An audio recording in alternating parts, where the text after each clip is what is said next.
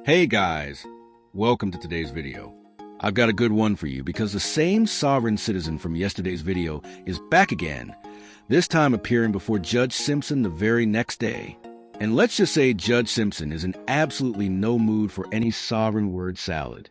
Let's get into it. Case People versus Thomas Styron. Here we go. The public defender of the fellow to tell on behalf of Mr. Styron, who's to my left. Yeah. Let's talk to the judge about that. We've been through this. Must be some confusion. What's the confusion? I've stated multiple times on the record that I wish to represent myself. Well, I thought we got rid of that issue at last. I thought so too. I spoke to this gentleman right here and expressed my wish to represent myself as well. All right. Well, if he doesn't want you, we'll figure that out in a moment. So, Mr. Styron, we're gonna go through this again. What do we want to do in this case? You understand what you charged with, sir? So, I understand what the charges are against me, yeah.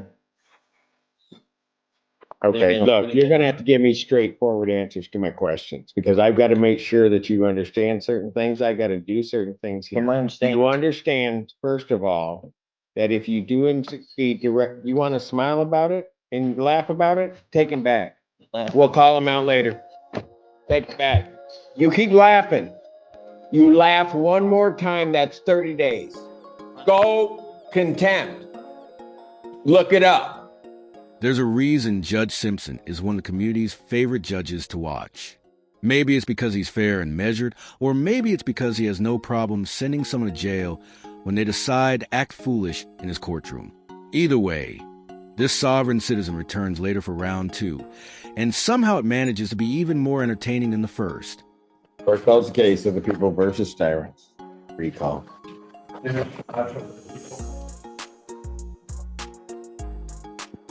State your name. my name is Thomas Styron, living man. Mr. Styron, you are before the court.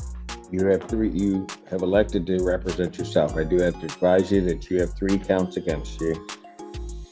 The first count is that of fleeing and eluding 3rd degree under the Motor Vehicle Code. Do you understand the nature of that charge, sir? This is under the assumption that you're compelling me to identify as Thomas York Styron, the legal entity on this case. I believe that you are. Do you understand the nature of the charge, sir? I don't understand how the name you have on the case and who I am is 2 different people. I have a complaint, Thomas Styron II. Do you understand that that individual is charged with fleeing and eluding 3rd degree? So, Do you understand the nature of that charge? You just need to answer my question. for the record, Take him back, and when he decides he wants to cooperate, we'll bring him back. Maybe. I'm not threatening you. Say one more word, and that's 30 days. 30 days! Play stupid games, win stupid prizes. It's really that simple. He's now looking at a 30-day contempt sentence, and we haven't even finished today's hearing yet. Somehow, he manages to come back a 3rd time, and shockingly, he still hasn't learned a single lesson. Recalls case, people of the state of Michigan versus Thomas Styron II. Styron, you are before the court on a felony complaint that does allege count 1. And I'm going to presume, since you do not want to answer the court's questions, that you understand English and understand what I'm saying. You are before the court on 3 charges. Count 1 is the charge of fleeing and eluding 3rd degree.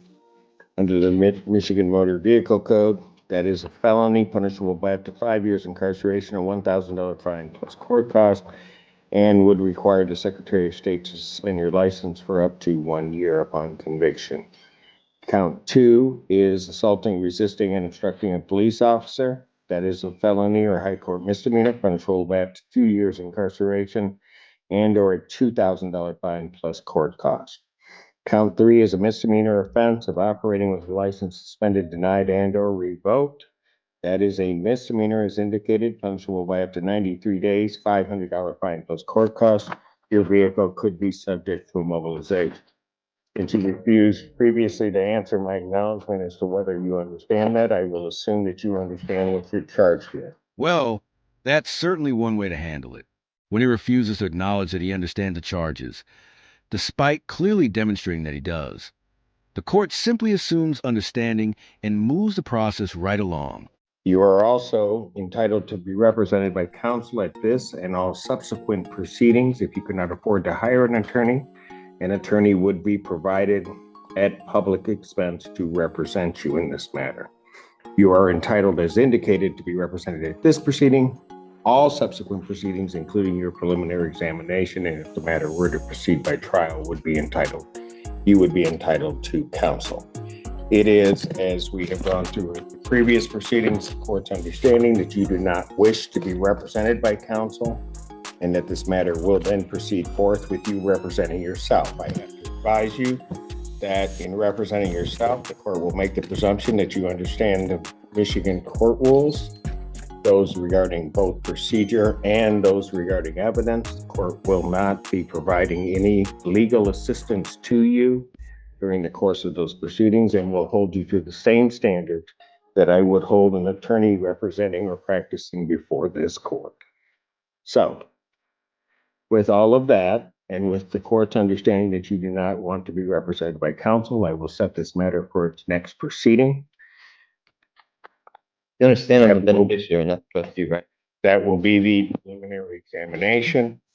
I will set the preliminary examination. Has discovery been provided to the defendant? Thank you, Your Honor. He was previously represented by the public defender. I don't know if they turned over the paperwork to him. Does anybody from the public defender's office know whether or not the defendant has been provided discovery? Mr. Odetella. Thank you, sir. Thank you. Your Honor, we have the discovery. I've not been able to share that discovery with Mr. Steyer, and I tried to speak with him and go over it, but I'd be happy to turn that over to him at first available. All right. If you would either turn that over to the court officer so that they can provide that to Mr. Steyer so that he has the discovery. And if you could do that today, I would appreciate it. Yes, Your Honor. Setting the preliminary examination. Thank you, sir. Yes. The people would have their witnesses available June 11th. Set this matter for preliminary examination in person, June 11th, 2024, 9 a.m. That is before me.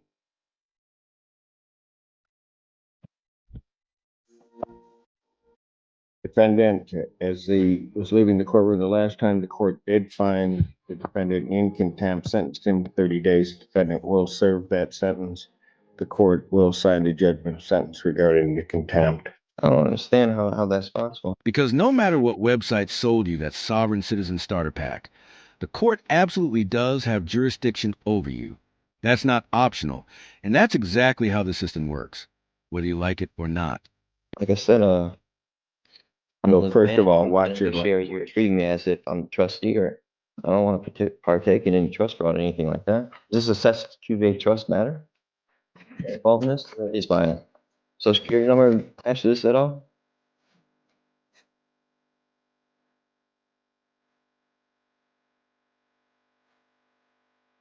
I'll take it.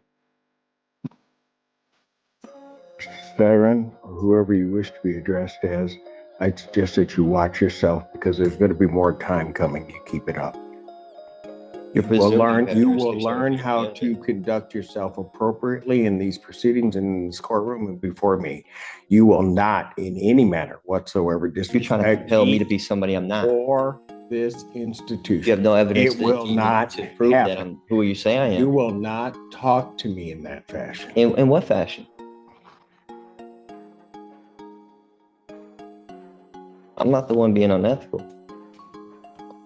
Very good. You'll serve the 30 days. We'll see. Same on the 6th, bond continued. All right, guys, that's going to do it for today's video. He'll be back in court on June 11th before Judge Simpson, and then again on June 26th before Judge Washington, who is basically the female equivalent of Judge Simpson on the bench.